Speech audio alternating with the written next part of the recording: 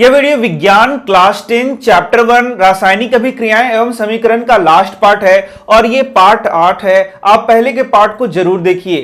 अब हम लोग पढ़ने वाले हैं दैनिक जीवन में उपचयन का प्रभाव। तो यहाँ पर दैनिक जीवन में कुछ हानिकारक प्रभावों को पढ़ाया गया है उपचयन के कारण, मतलब ऑक्सीडेशन के कारण। तो उसमें सबसे पहला है संक्षारण।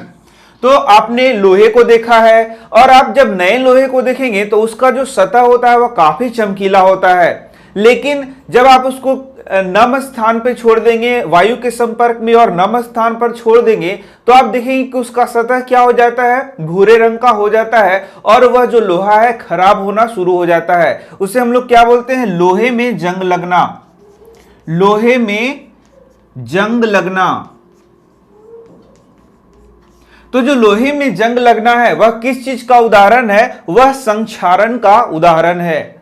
मतलब कि यहां पर जो लोहा है वह जब वायु के संपर्क में आता है, आर्द्रता यानी कि पानी के संपर्क में आता है, तो वह क्या होता है, वह उसका सतह खराब हो जाता है और उससे आयरन ऑक्साइड का निर्माण होता है, Fe2O3 का निर्माण होता है, जो कि जिसे हम लोग क्या बोलते हैं, जंग बोलते हैं। तो यह प्रक्रिया क्या है, यही प्रक्रिया है संक्षारण। तो यहां पर हम लोग अब परिभाषित कर लें अपना संक्षारण।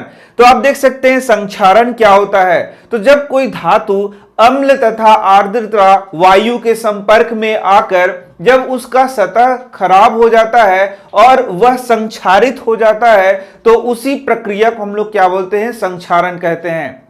तो यह संक्षारण में हम लोगों ने किसका उदाहरण देखा, लोहे का उदाहरण देखा। लेकिन सिर्फ लोहे में ही संक्षारण नहीं होता है। यहाँ आर्द्रता का मतलब समझिए, जो वायुमंडल में पानी का जो मात्रा है वही क्या कहलाता है, आर्द्रता कहलाता है। यह भी आपको समझ लेना चाहिए। तो यहाँ पर जब संक्षारण होता है तो उससे जो धातु है वह खराब होना शुरू हो जाता है। जैसे कि आप देखेंगे कि चांदी है, लोहा है, तांबा है, उसके ऊपर एक परत चढ़ना शुरू हो जाता है।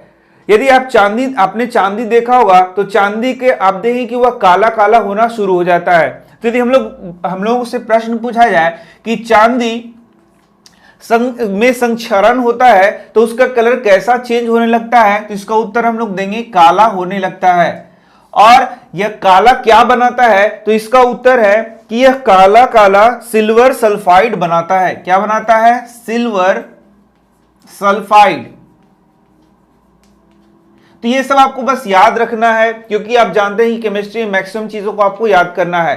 तो आपने देखा होगा कि चांदी को बहुत अच्छे से साफ सफाई रख रखाव नहीं किया जाए तो उसके ऊपर एक काला परत चढ़ना शुरू हो जाता है, जो कि क्या होता है, सिल्वर सल्फाइड। तो इसे हम लोग क्या बोलेंगे, संक्षारण बोलेंगे। लेकिन आप यहां ध्यान से देखेंगे तो यहां इसका ऑक्सीडेशन नहीं हो रहा है, यानी कि उपचयन नहीं हो रहा है। जबकि आयरन के केस में क्या हो रहा है, उपचयन। ये सब बातें आपको ध्यान देनी चाहिए। जबकि तांबा से भी आपको प्रश्न पूछा जाएगा कि यदि तांबा का संक्षारण हो रहा है तो उससे क्या बनता है। तो जब तांबा का संक्षारण होता है तो उससे कॉपर कार्बोनेट बनता है, कॉपर कार्बोनेट बनता है।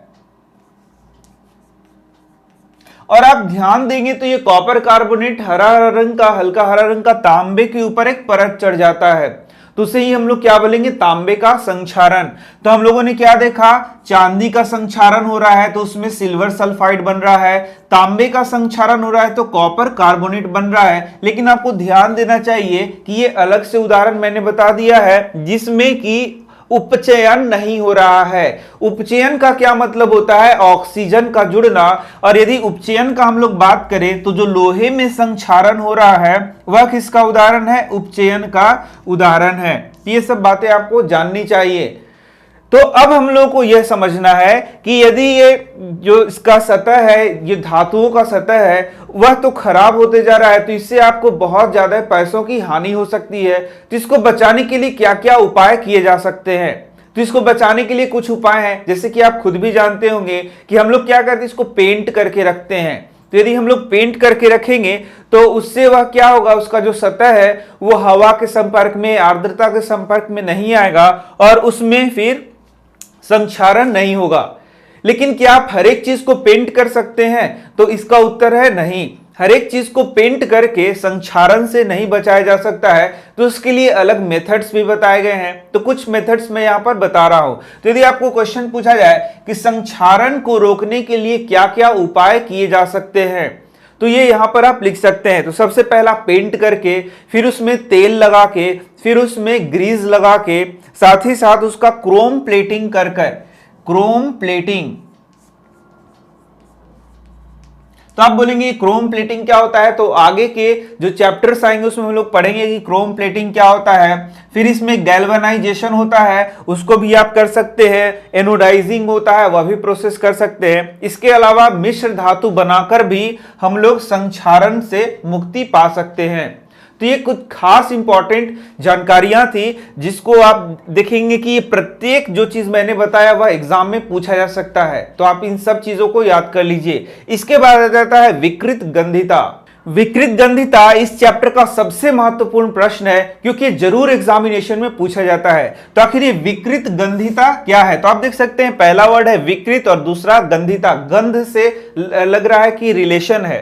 तो यहां पर विकृत गंधिता में हम लोग को यह बोलना है कि जब हम लोग कोई ऐसा खाद्य पदार्थ बनाते हैं जिसमें तेल एवं वसा होता है और उसका जब उपचयन हो जाए, क्या हो जाए, उपचयन। यहां पर सीधा सीधा आपको उपचयन पढ़ लेना है कि जब खाद्य पदार्थ जिसमें तेल हो, वसा हो, तो उसमें तेल और वसा का उपचयन हो जाए, और तेल और वसा का उपचयन होने के कारण उसका स्वाद तथा गंध क्या हो जाए, बदल जाए, तो सही हम लोग क्या बोलते हैं, विकृत गंधिता। तो आपको दो चीज बहुत ध्यान से यहां समझना चाहिए। एक होता है खाद्य पदार्थ का सड़ना और दूसरा होता है विकृत गंधिता। तो ये दोनों में आपको अंतर समझना चाहिए। एक होता है खाद्य पदार्थ का सड़ना, तो सड़ना क्या हो सकता है, यहां पर मान लीजिए बैक्टीरिया का हमला होगा तो वो क्या हो जाएगा, सड़ जाएगा। या फिर मान लीजिए कि फंगस का हमला होगा तो वो क्या हो जाएगा, सड़ जाएगा। तो वो अलग चीज है, उसको आप विकृत गंधिता से ना जोड़ें। तो बहुत सारे बच्चे ऐसे सोचते हैं कि जो खाना सड़ रहा है बैक्टीरिया के हमला से, उसी को हम लोग क्या बोलते हैं, विकृत गंधिता। ऐसा बात नहीं, विकृत गंधिता एकदम अलग सा चीज है। तो विकृत गंधिता में क्या होगा, जो तेल होगा, वसा होगा, उसका क्या हो जाएगा, उपचयन होगा। उसमें बैक्टीरिया का हमला होगा, फफूंदी का हमला होगा, वो सड़ेगा, ऐसा बात नहीं है। जैसे आपके घर में अचार सड़ जा रहा है तो वह विकृत गंधिता नहीं है, वह क्या हो रहा है, बैक्टीरिया के हमले से वो क्या हो रहा है, सड़ रहा है।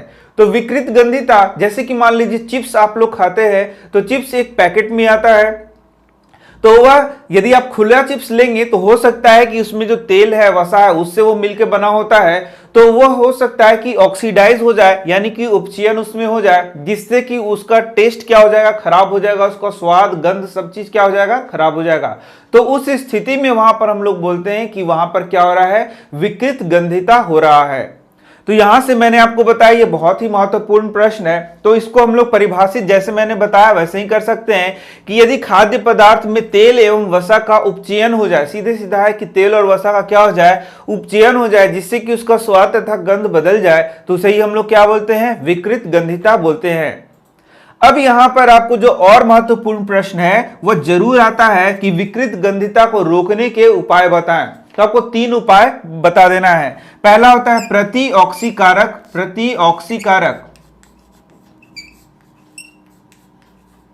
का उपयोग करके, मतलब एंटीऑक्सीडेंट डाल देना है। तो एंटीऑक्सीडेंट क्या करता है, वहां पर ऑक्सीकरण को यानी कि उपचयन को वहां पर नहीं होने देता है। यदि उपचयन वहां होगा ही नहीं तो आपका खाद्य पदार्थ खराब नहीं होगा। दूसरा क्या है, दूसरा है वायुरोधी बनाकर, वायुरोधी।